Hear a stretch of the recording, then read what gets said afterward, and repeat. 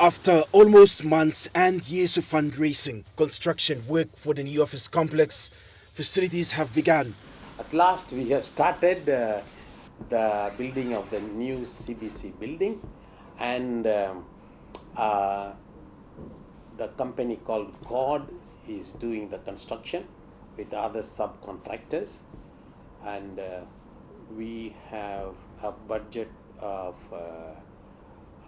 13 million, and many sponsors have given already, and we have done also some fundraising within Papua New Guinea. And Father Victor says more funds are needed to complete the building and they will continue to raise funds. 50% of its cost already, so we need to have 50% more to be raised. And I should thank God for the blessings He has given so far, that we have at least this funding and the work has started. It should be ready by this time next year. So the builders have given 50 weeks, and that means by independence next year we should have a new office.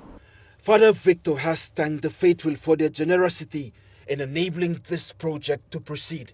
Fabian Haklitz, National EMTV News.